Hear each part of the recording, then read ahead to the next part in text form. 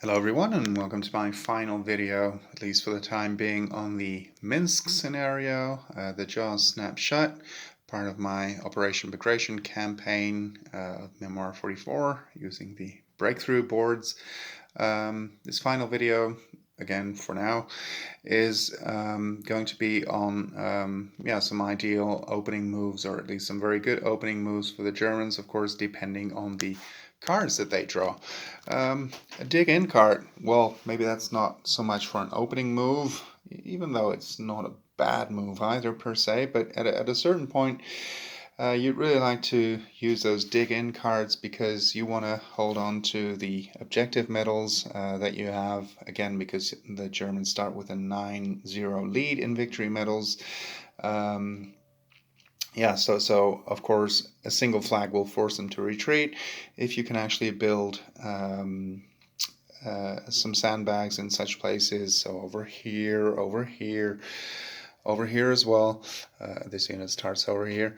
Then you can actually ignore one flag and you can stay in position a lot longer. You can usually afford to lose a couple of figures. That's really not much of a problem. You can even afford to lose a unit, but yeah, you don't want to actually lose the medal too quickly. Ambush is also a nice card for the for the Germans to have right away. Perhaps coupled with it's a good card for the Russians too, by the way. But they start so what they could do, for instance, a pretty common move has been for these two tank units to attack the German force concentration over here.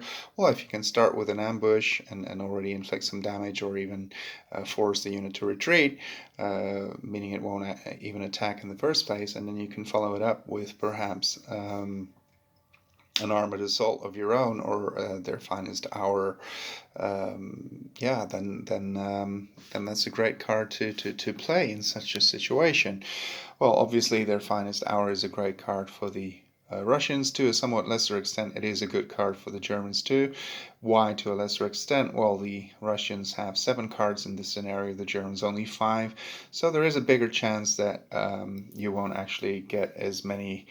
I mean, you might roll a couple of flags or grenades, which won't allow you to order any units at all. So you could potentially have a bad roll, bad die roll. But it's still, if you have it, it's certainly a card that you could use as well early on. Issue an order to 4 units. Well, you could counterattack with all these units over here, for instance. You could use the artillery. If it's still around, you can use the naval warfare over here. If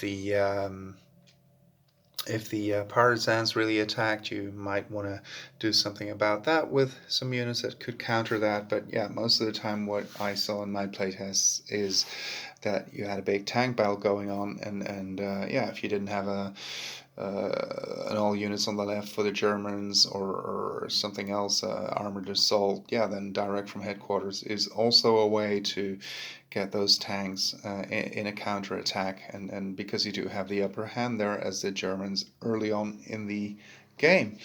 An armored assault is a great card for the Germans as well, not just for the Russians, for the same reasons that I've just mentioned.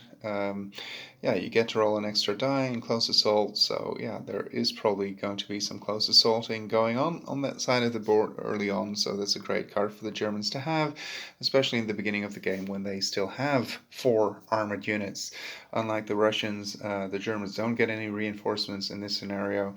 It is very likely that the Germans will get a few extra armored units throughout the course of the game, so they could potentially also use and save that armored assault for later on during the game. For the Germans, it's going to be the most effective early on when they still have those maximum of 4 units that you can actually order with that card. Artillery Bombard, also a very good card for the Germans. So you'll get to fire twice with both of the artillery units. This one could take on the armored units. What I've seen happening as well is that they moved forward and then that they try to support basically the partisans over there. often bringing them quite close to the artillery early on in the game. Yeah, then if you have an artillery bombard, well, if you get to attack the unit twice with 3 dice, is actually a pretty good chance of eliminating it or at least severely reducing it.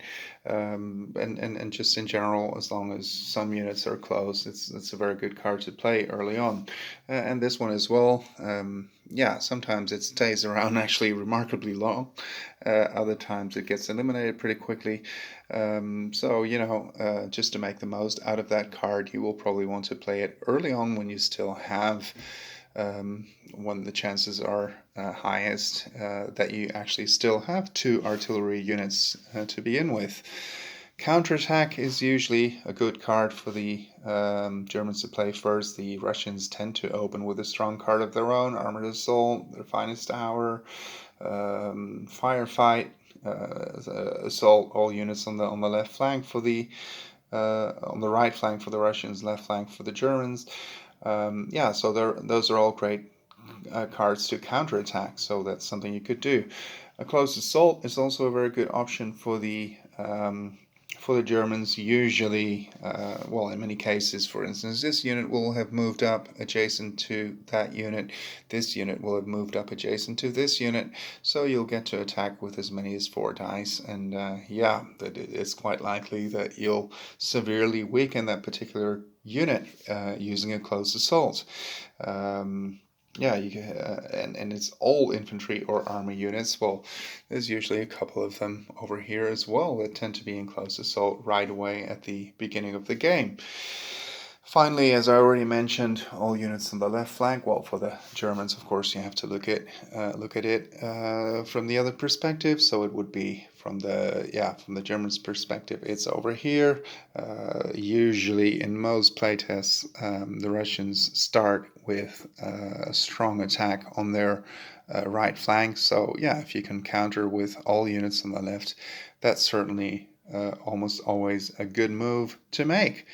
I hope you've been enjoying these videos. I'm going to continue now with the next scenario in the series, which will cover the Battle of Molodechno. Yeah, and I think I'll be uploading some content regarding that particular scenario as well in a couple of days. So I hope you've been enjoying this series, and thank you for watching, and see you on the next one.